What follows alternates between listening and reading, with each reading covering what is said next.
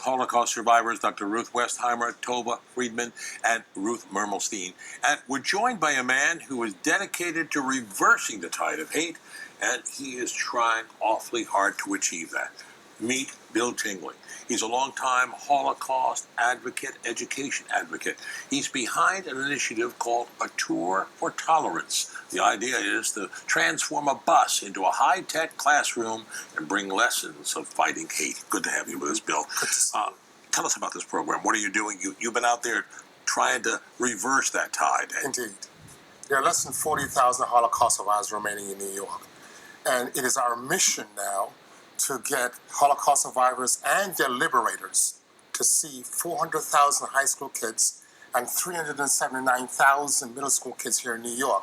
How do we plan to do that? Our bus. We're converting buses into high-tech classrooms for the teaching of tolerance, empathy, compassion, and inclusion. And it's just a matter of time that we'll be able to have the first bus to see 50,000 students per year. When you want a fleet of these buses? Absolutely. I think we have a video which very graphically shows once the students are on the bus, this is what it would be like. And as the scene moves, they are seeing something shocking from history. We will be looking at the Holocaust, the internment of the Japanese, the Civil Rights Movement, Rwanda, Somalia, different moments in history where intolerance led to atrocities. In the second part, students will virtually interview the witnesses and the subjects of atrocities to talk about how they felt, what they were afraid of, how they found the courage to resist and to survive. Shalom Aleichem, everyone, and welcome to another edition of Shmoozing with Avi. Today, our guest is a very special man who I am honored to have on the show. His vision is a peaceful, humane world that respects human dignity among all people. His mission is to promote tolerance and our common humanity and the importance of individual and civic responsibility among youth of all backgrounds. My guest, Bill Tingling's visionary leadership, has been transforming society since his founding of the School News Nationwide network in 1993 by implementing his concept of student-produced newspapers, magazines, and television broadcasts. Bill Tingling is the founder of the Tour for Tolerance, which brings tolerance education directly to schools and other youth-serving venues. Bill brought Jewish Holocaust survivors and African-American seniors into schools and other public venues where, using his SNN technology, they were interviewed and videotaped by the students. And this unique project initiated Bill's abiding relationship with Holocaust survivors across the country and around the world. Tolerance education empowers millions of students to create a peaceful future so that the Holocaust, slavery, and similar acts of inhumanity are never again repeated. Bill's significant accomplishments have made him the recipient of numerous awards from governmental agencies, elected officials, as well as a highly respected ally of progressive leaders and organizations throughout the United States, Italy, France, Poland, Israel, and Jamaica. So ladies and gentlemen, please welcome my guest, Bill Tingling. Bill, please join me. How are you, Bill? Welcome. Fantastic, just great. Welcome to Shmoozing with Avi. I am so impressed. I'm very grateful to Leah Wolinetz, who introduced us, because I am so incredibly impressed with the work that you do and, you know, how important it is, especially today. We are living in a world where anti-Semitism is on the rise, neo-Nazism is on the rise, right-wing fascism is on the rise all over the world, violence, Black Lives Matter. I mean, there are so many issues that we need to deal with in our society today. And you are doing so much to try and alleviate those issues and bring more understanding. Can you tell us, though, what is your background? How did you come to be the man you are today? Where were you born, and What inspired you to get involved in this particular field? Thank you so very much, Avi, for having me at this wonderful moment in time. I was born in Jamaica, West Indies, and I came to the United States at a very young age. In the interim, I didn't know what racism was until I came to the United States. In my little island of Jamaica, whites, blacks, Indian, Chinese, we all go to the same school, perform the same activities when it comes to the youthfulness of our isms. But we weren't consider ourselves the ethnic group from whence we came. We just consider ourselves Jamaican. Arriving in the United States at a very young age, I know what the separation of racism, our races were due to being associated with so many ethnic groups. So that's my small background coming from Jamaica in the United States. And here I am. I consider myself a statesman due to my Where work. where did you grow up? I was born in Jamaica. I grew up in Jamaica and I grew up here in East New York, Brooklyn, East New York, back in the 1970s, early 1970 to now. You I went am to now public living school? close to Brooklyn College, still in Brooklyn, but closer to Brooklyn College. And did you go to public school? Yes, Hoppy. I went to public school 292. At the time, I went to an all-boys high school. At that time, it was East New York Vocational Technical High School. During that time, we had to wear a white shirt, black pants, tie. It was an all-boys school. And yeah, there was a level of discipline when it comes to one's attire in which we had to send ourselves to or sent ourselves to. Fantastic moment in time. And when you were growing up, was your family religious? Did you go to church? What denomination? I came out of a religious family. Being Jamaican, I went to a Baptist church there in Jamaica. My mom sang on the choir. My mom is an entertainer. My dad is Cuban, was born in Cuba. My mom is half Welsh. Her father's from Wales. So I am kind of somewhat mixed. My father was born in Cuba. They both came to Jamaica back in the 1940s and 50s. Met my mom, and here I am, 2 years after. So when you were growing up, did you encounter racism? You know, I'm a child of Holocaust survivors who was born in the Bronx. So my whole life I heard about anti-Semitism. And when I was a young, boy growing up in the Bronx, I was in a Jewish neighborhood, so there wasn't a lot of anti-Semitism around us. But eventually, as I left, my nest, I did experience anti-Semitism, and to this day, on occasion, I do. Were you exposed to any kind of, did you know other ethnicities? Did you know Jews? Did you know about the Holocaust? And did you experience racism of your own? I would say no, until I got to college, my college level. Then I knew exactly what the true essence of anti-Semitism. We had issues with the police, yes, but I wouldn't say at that time, I wasn't in the core of fully understanding the behavior of racism coming from whites, Chinese, blacks at that time, and here again until I got to college. So growing up in East New York, we were Italians, blacks, Spanish. And back in the 70s, around me, Avi, surrounded with all drugs and a behavior that was rather unseemly. And I grew up in that stuff, but I never participated. I didn't know I was involved in my place of worship, my church. So I was somewhat sheltered from certain behavior. And the strength and energy of love was inculcated in me from my relationship with God, my relationship with my church.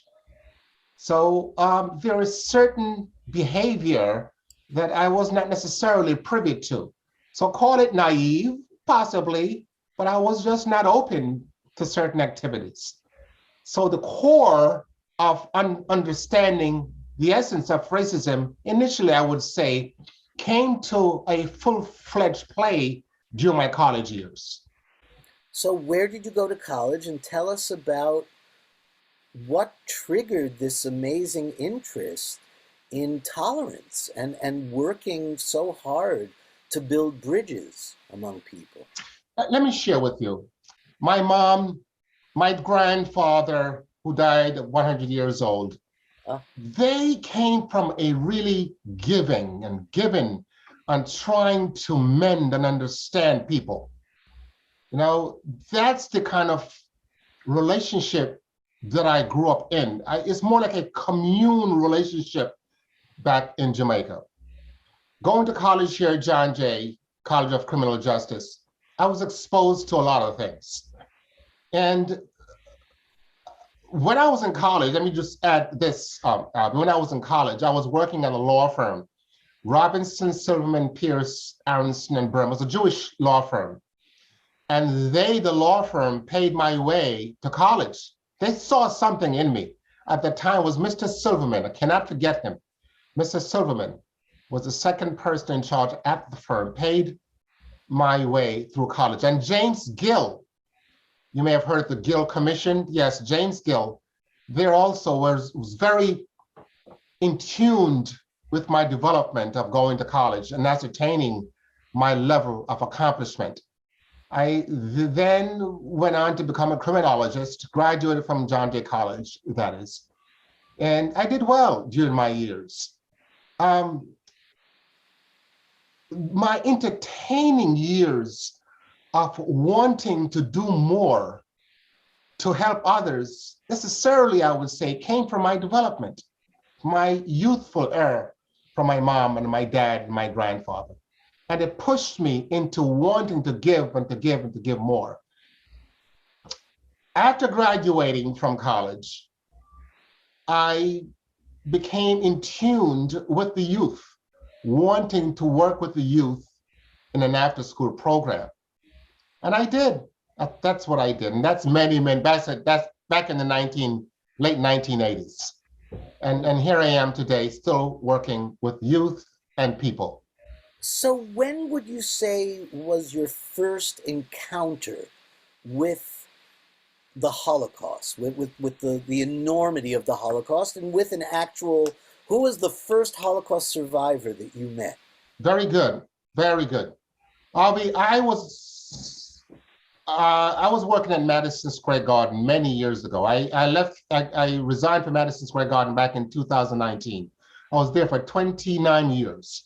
What was your position? I was a director and a supervisor for event operations at Madison Square Garden. Knicks, Rangers, concerts, that's what I did.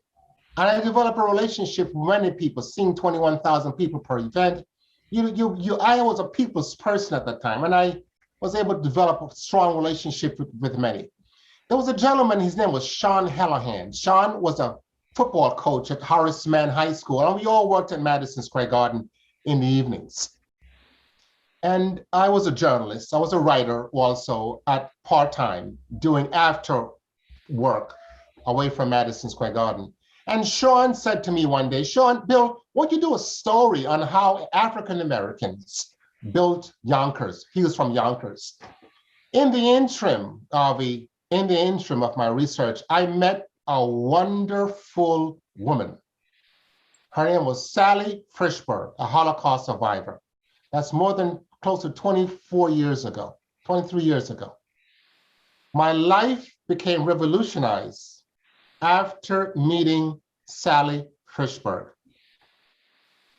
My life became revolutionized because I became a changed man after having Sally Frischberg in my life. Thereafter, Sally and I became team workers, team members. She guided me, she showed me, she educated me. And Harvey, from that time until now, I was so engrossed in understanding matters of the Holocaust, what took place with the Jewish people during from 1929 to the ending of the war, 1939 rather, to the ending of the war. I've met many, many Holocaust survivors thereafter. I became a speaker with Sally. I'm able to tell Sally's stories. I became a speaker thereafter. I'm a speaker with the many Jewish events, also a speaker with the Council General of Israel. I'm on their speaking bureau. I am well known in Poland, well known in Israel, well known in the United States and Canada due to my work.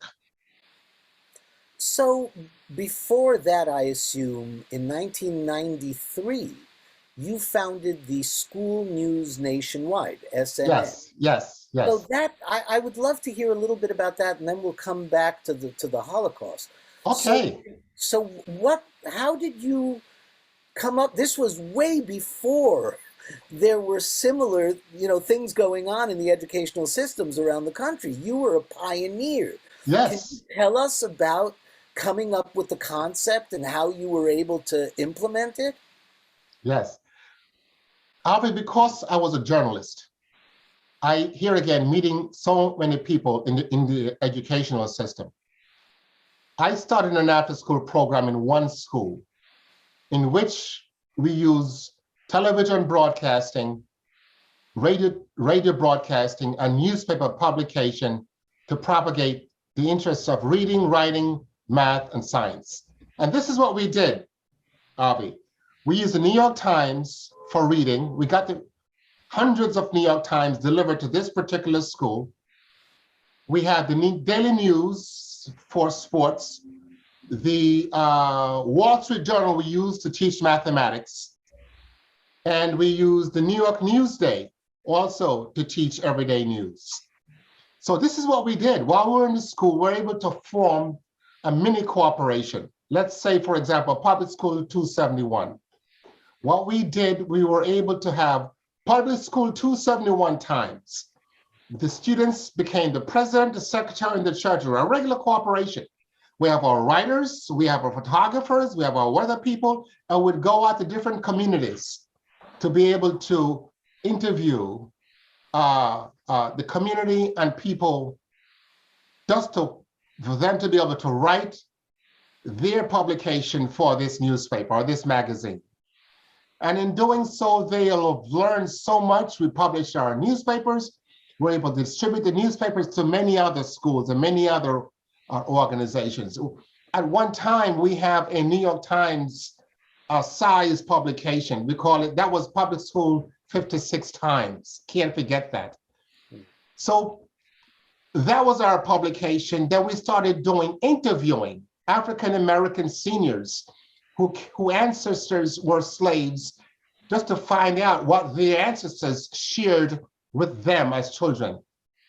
And in the interim of that, we were able to meet Holocaust survivors. So we started interviewing Holocaust survivors. So it became a fulcrum, a globe of students now learning how to do interviews, being photographers, being investigative reporters. And at one time, Harvey, we had schools in Queens, Brooklyn, the Bronx. We had after-school programs, we have day programs, after-school programs, and summer programs. Some of our schools, we have 300 students at one time or the other. We would have Holocaust survivors come in and speak. They'll be interviewed. We would have our own television broadcasting network. So yes, I was a pioneer in bringing television broadcasting on a large scale to the schools at that time. Wow. I mean, I know that when my children were growing up in Florida, in South Florida, what your concept apparently infiltrated the entire educational system around the country. It did. Because my children were doing television and writing newspapers and newsletters and interviews and doing all of those things that obviously came from your brilliant vision. So please share with us how the transition from SNN happened to the Tour for Tolerance. And Very tell us good. about the Tour for Tolerance and what that's all about. Good. Well, after we had School News Nationwide, Harvey, we created another organization that's called Words of Bonds. From the Words of Bonds, we had our television broadcasting network. And that's when Sally and all the Holocaust survivors joined us. I'm going to use the word, we became an influence to educate, empowered, and influenced students. Thousands, Harvey, thousands of students came through our hands. A few years after that, we came up with the word Tour for Tolerance, because we're now touring different communities, the Bronx, Staten Island, Queens, seeing thousands of students annually. Here again, Harvey, with after-school programs, we're in day schools, we were in the summer program schools, having our own institutions.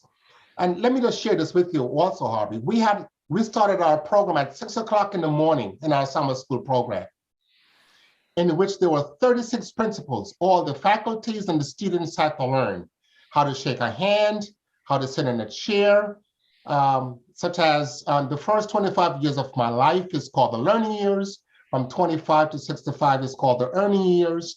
From 65 till I passed on is called the golden years. What do you invest, John, Mary, and Paul? We invest our time, our skills, and our abilities.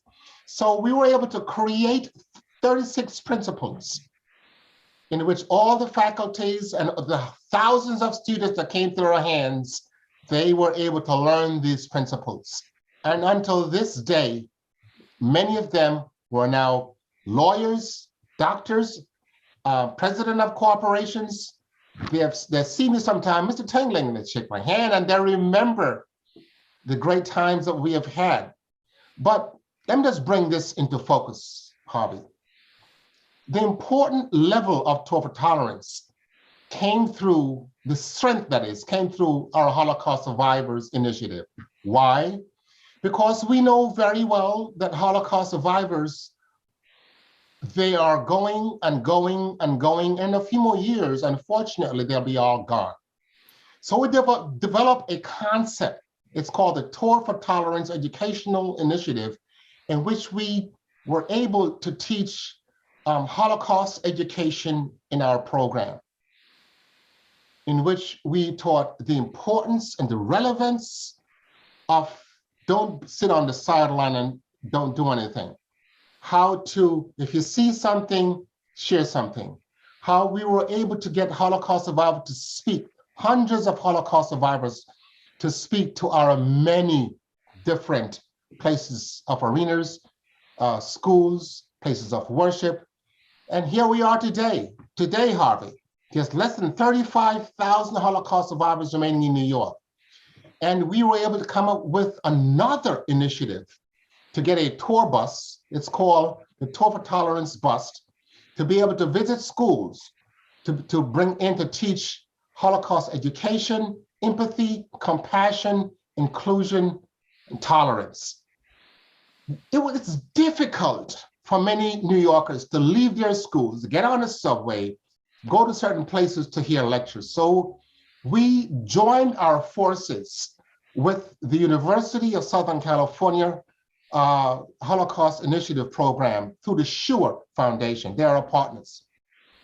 And we created a bus. It's called the Tour for Tolerance Bus, in which the bus is retrofitted with holograms, interactive technology, artificial intelligence, bringing that bus to your school or any schools there is. One bus could see 75,000 students or people per year. Could you imagine one bus? So if we have 35,000 Holocaust survivors remaining in New York, and we're able to have one bus, could you imagine 3, 4, 5, 6 buses? On each bus, Harvey, will be a Holocaust survivor, a liberator, an educator going to the school to be able to see 40 students per every 35 to 40 minutes. So from that, let's say, for example, Harvey, you have 500 students in your school. You pull up our bus to your school, we stay there for a day, we stay there for a week. It doesn't matter how long it takes. We will see your 500 students. Your 500 students will be able to see and hear the story of a live Holocaust survivor or a liberator, seeing what took place in the past, because all on the bus will be virtual in conjunction with the live Holocaust survivors and liberator. But guess what happened, Harvey? The COVID situation started and it put us back a few years. So we were not able to do what we wanted to do. We are still trying to gather funds to be able to retrofit the bus. It's approximately $3.5 million. And we got stuck, not able to retrofit the one bus. So we have the bus, but we're still trying to get funds now to retrofit the bus. So this is where we are today, Harvey. And that's approximately the cost, about $3.5 million per bus? Yes. Wow. I mean, I know the technology is amazing. I've actually spoken to several people in the industry who are involved in creating these hologram and AI programs for the Holocaust survivors, whether it's out of USC and the Shoah Foundation or Artemis Tchaikovsky. There are several people involved in this particular world, which is amazing.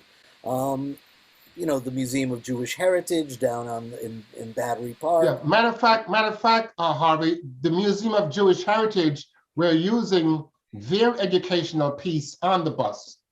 Oh. The creators and the scientists who created the hologram, Stephen Smith and the USC Shoah Foundation, we're using their portfolio on our bus. But probably we need the funds to complete this bus. Well, I was going to say, not only do you need the funds for one bus, I think there should be one bus in every state. Absolutely. Every state should have its own bus, and that bus should travel 365 days a year all over every state, because it should be mandated. This is maybe one of the most important things we could teach. And I think your work is so important that I want everybody to know about it. And everybody out there, tourfortolerance.org is the website you want to go to, and you can support Bill's work. Tell us a little bit more about the pre-COVID, just before COVID, when things were starting to move in the right direction. You know, how did you compile the bus? I mean, it's such a fascinating idea that you can get 45 kids in a bus with hologram technology, AI technology, artificial intelligence.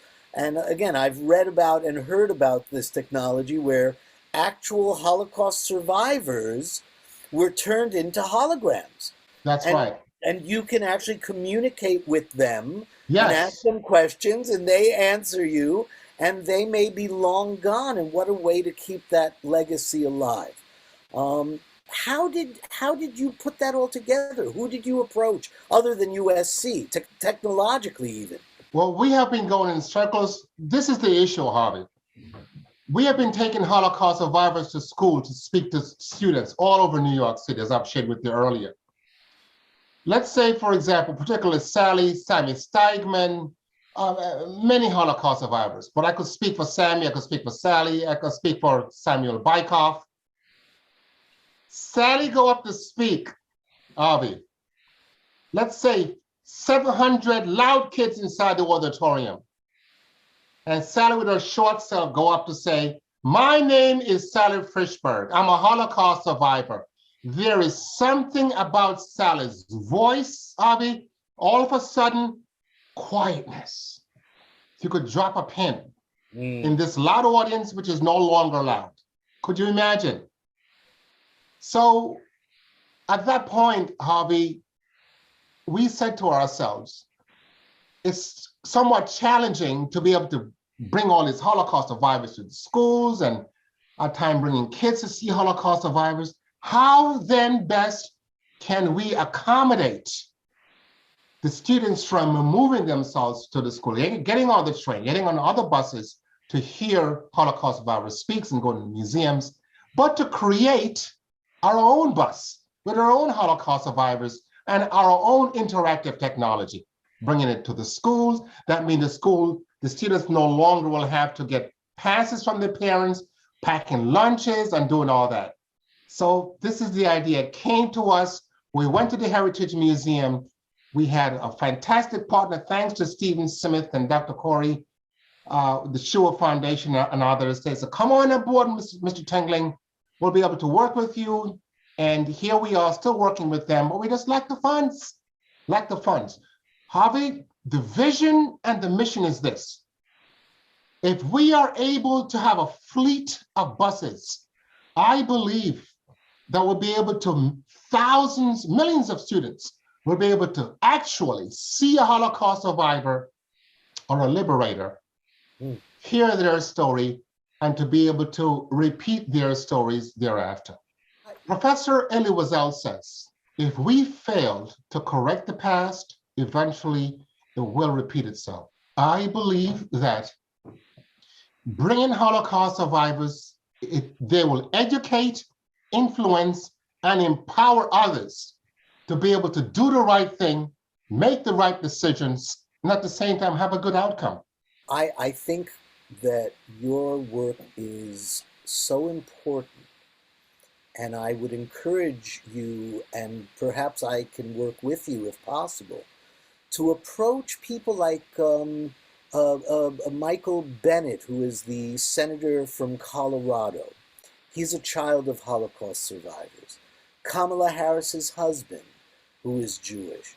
There are many within the U.S. government today who have a very special connection to the Holocaust and education. And I think it's very important that you get the funding you need to put together this fleet of buses. Let me ask you how you see the connection between the Holocaust education and other ethnicities, other genocides, slavery, because I've always felt that the African American experience and the Jewish experience have so much in common, especially if you go back in history. The Jews and the African Americans stood side by side during the Civil Rights era with Martin Luther King. You know, if anyone understands slavery, we just recently had our Passover holiday, which is all about freedom from slavery. And so the idea that there is so much shared experience between so many different ethnicities and people, people from different countries who also have escaped genocide and assorted persecution. Can you tell us a little bit about how that Holocaust education element also gets expanded into other people's experiences? Absolutely. Harvey, I went to the Holocaust Museum in Florida many years ago to be trained, to become knowledgeable about the Holocaust and other atrocities, in which we have quite a few professors. I was there for a while, in which a few professors at the Holocaust Museum there in Florida taught me the A, the B's, and the C's, and everything about Holocaust. So there again, there's an academic level of achievement, plus my ongoing avenues of dealing with Holocaust survivors. Let me just move forward to answer your question in this level. There's a second stage of my life in which my life became revolutionized for the second time. This is back in September of 2021. When I was in the Ukraine in Babi Yar. I was invited to come to Babi Yar by Holocaust survivor Samuel Bykov. I was in Bogdanovka. This is about a few hours away from Odessa. And Harvey, this part I'm about to share with you, because I become emotional sometimes. So if I shed a little tears on this, please forgive me. I went to Bogdanovka, and alongside with me was Holocaust survivor Samuel Bykov. I stood on the ground there in Bogdanovka, where 54,600 Jewish people were massacred in less than 45 days. I was on the blood-soaked ground, ladies and gentlemen. If you're listening to me, listen to me. I was on the blood-soaked ground where 54,600 people, innocent people, were massacred. Babies, mothers, fathers, sisters, brothers. I was there. While I was walking with Mr. Bykoff on the ground, I kid you not, I hear something in my head that's saying, do what you can to make sure that this doesn't happen again. I looked up at Mr. Bykoff and said, did you hear that? Did you hear that? He said, did I hear what? I said, I heard something that says, do what you can to make sure that Holocaust like this doesn't happen again. And I became really nervous and I started to cry. Mr. Bykoff held me under my left arm and he says, son, we have work to do. So that revolutionary period of my life, Harvey, and those who are listening, strengthened me, energized me to move forward, to do what I possibly can with the God-given strength to get more information to the world about the atrocities of the past and for us to be able to do what we possibly can now to make sure that such atrocities never happen again.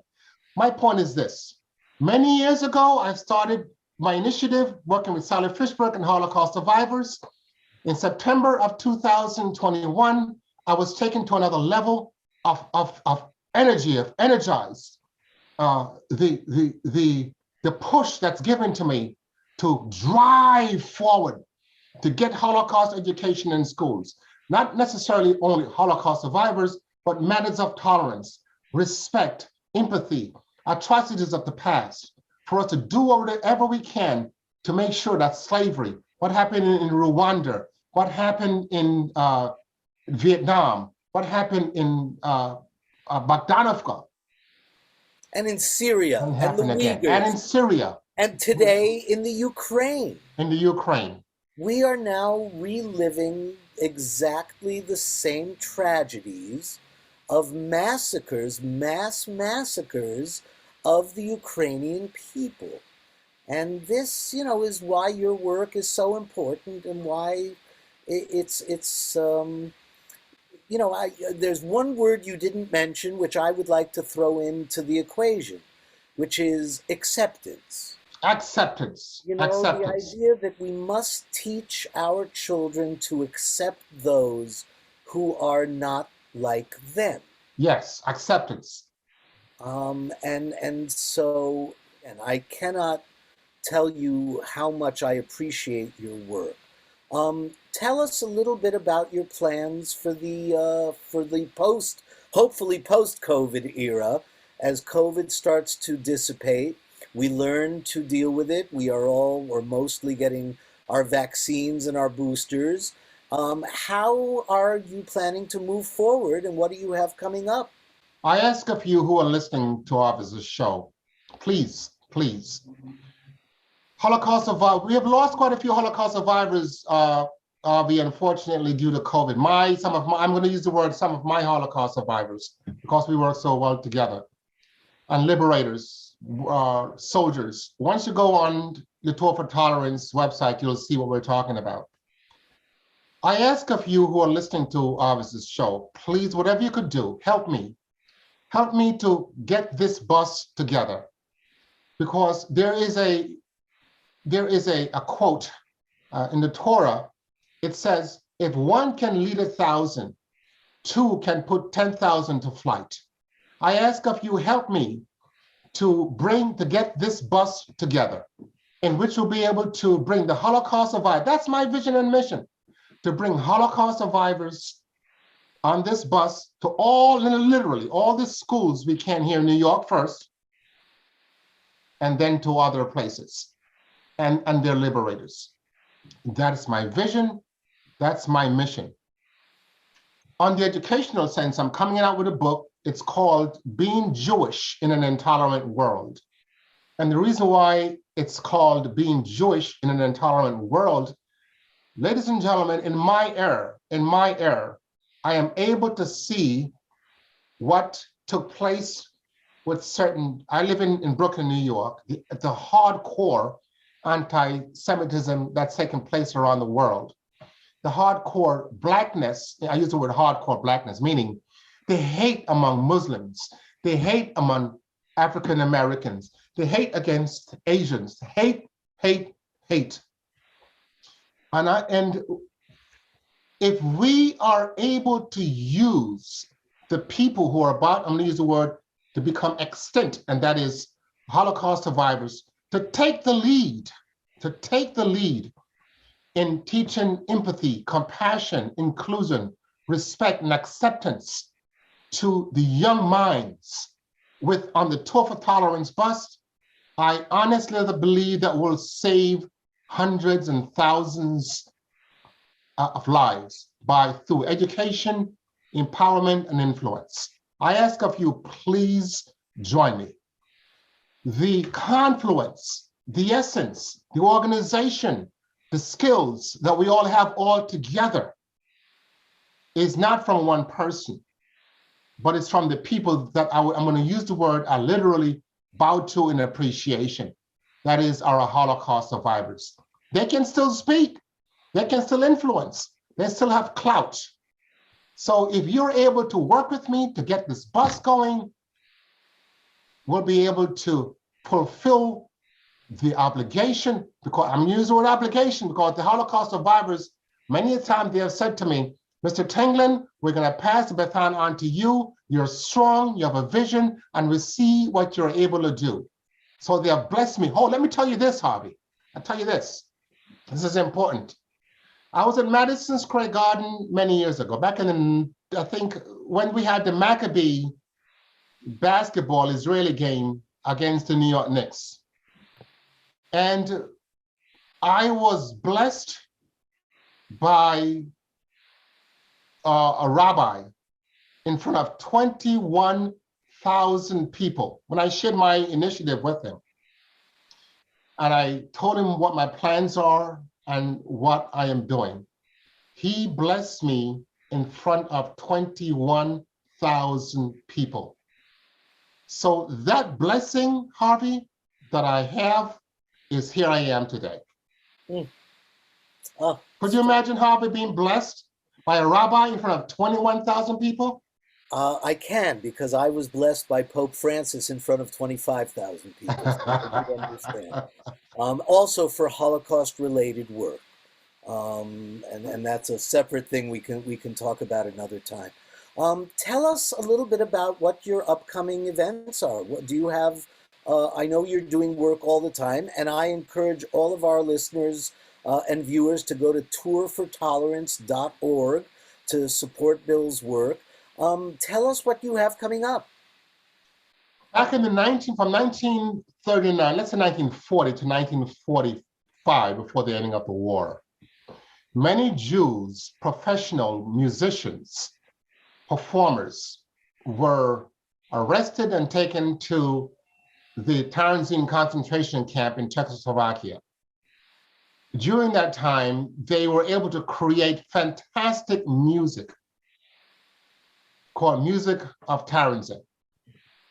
And what we're doing, Harvey, on June 26th, Dr. David Goldblatt from the University of Tennessee and a few other professors will be performing the Music of Townsend, live virtual, that is, for thousands of people to hear the music of Townsend, what took place during the concentration camp, and how they were able to survive. And unfortunately, Harvey, many of those musicians met their demise at the death camp. They were eventually slaughtered at Auschwitz. So you'll be able to hear their music on June 26th I ask of you to please go to the website or please reach out to Harvey. You'll hear more information about this event. It's a fundraiser. We're raising funds for Ukraine. There is a children's hospital in Ukraine in which we are raising funds for there. All the proceeds will go to that children's hospital. It's only $50 for the ticket. We're asking you, please, once again, go to our website or reach out to Harvey and to support us on this very important endeavor.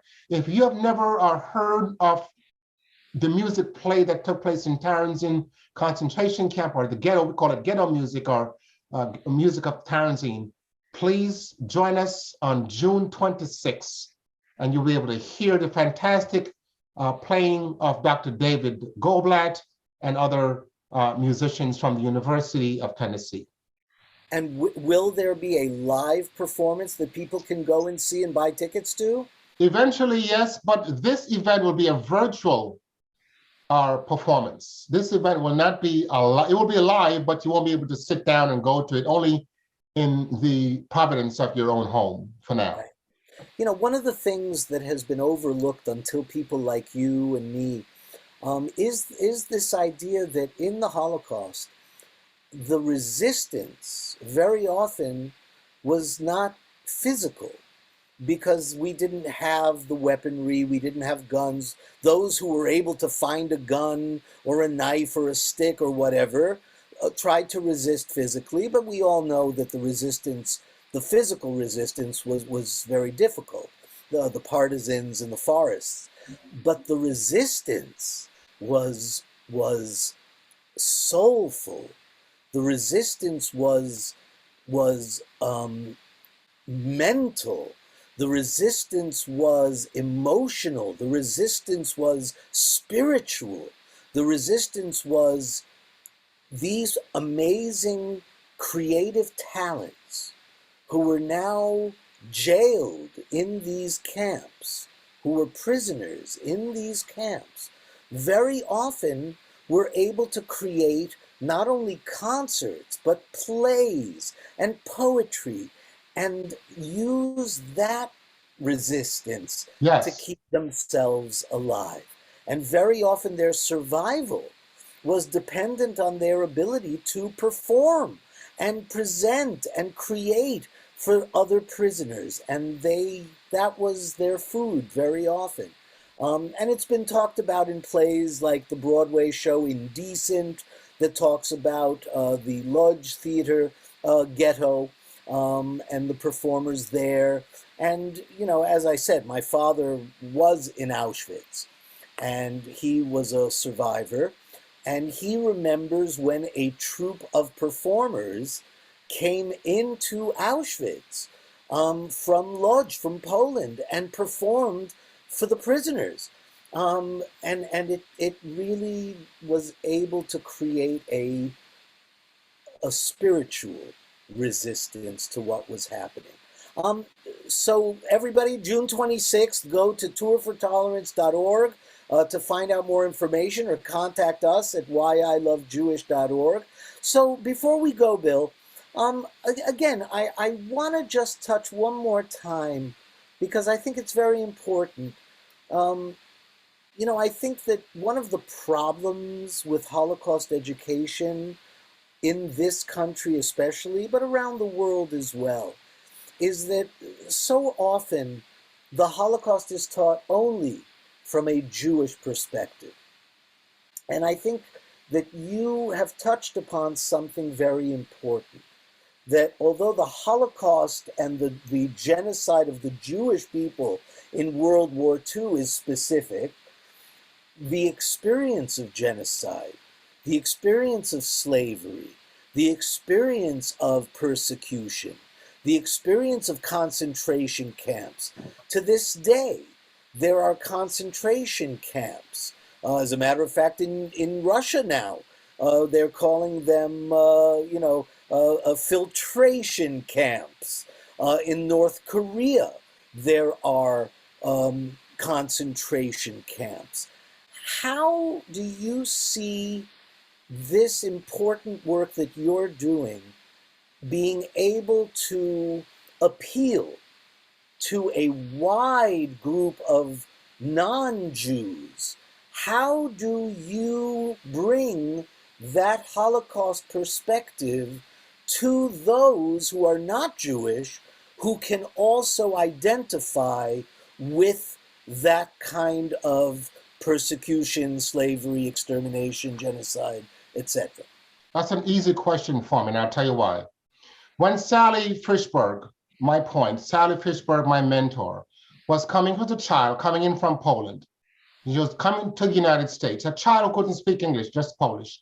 First of all, Sally hid in the attic, the barn of Mr. Zilski for 3 years. She didn't come down. She stood in that barn and her family, 15 other people for 3 years. Eventually, the Russians liberated them, and here now, Sally's on her way to New York. On the boat, the ship to New York, Sally says that it was a Polish woman who was sitting, it was a bunk bed, and she, Sally, went on the bed where the Polish woman was sitting. In Polish, the woman said to Sally, "You dirty Jew, it was up to me, Hitler, I would kill all you Jews." Sally then said to me, and her story, she says, "Bill, an African-American matron came up to me, saw what happened. I didn't understand a word what the African-American woman was saying to me. She picked me up in her arm, and she rocked me. What she was saying to me, Bill, I don't know, but it was comforting how she rocked me. But I knew what the Polish woman said to me, 'You dirty Jew.' It was up to me, I would kill all of you. Hitler should have killed all of you."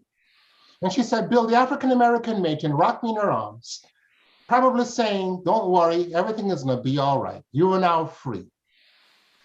When Sally told that story to many people, she said, "I then know that someone loves me. I then know that there were empathy in the world.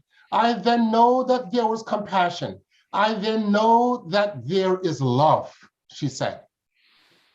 I'm saying that, Avi, and those who are listening, that you cannot remove yourself from the simplicity of love and or the order of love. Slavery, hate, whatever took place or taking place against despisement, I may say, of a heart. Though the heart does seek love. In the Torah, it says that man prefer darkness than light because their deeds are evil. However, there is still an understanding and a respect and an order, an acceptance for each other. We just have to find the right key to turn it on. And the people like Sally, Sammy Steigman, Samuel Bykoff, and all the others who we're working with, they're able to provide that level of content of respect and acceptance to all the listeners. So answering your question, Avi, I would say that we are working under the hovering or the covering of love and acceptance. Thanks to the Holocaust survivors, our guide, I am asking you, those who are listening, help me to be able to provide this level or this scale in a broader sense. To get our bus together, help me to retrofit this bus. Please, I ask you. And you'll see, you will not be disappointed. You will not be disappointed because of the amount of youth that will be able to educate, influence, empower about the importance of acceptance, the importance of tolerance, the importance of empathy, inclusion, compassion. Please work with me on this. On that beautiful note of love, I thank you, Bill, so much for joining us today. Ladies and gentlemen, please go to tourfortolerance.org or contact us at whyilovejewish.org and support this man's effort, because this is the most important work we can do today to try to minimize the hatred and really learn more and mandate the education of tolerance and acceptance in the world today for all humanity. So thank you, Bill, for joining us. Stay tuned for many more wonderful programs at whyilovejewish.org and Shmoozing with Avi. Thank you. Thank you so very much, Avi, for having me. Thank you, sir. My pleasure.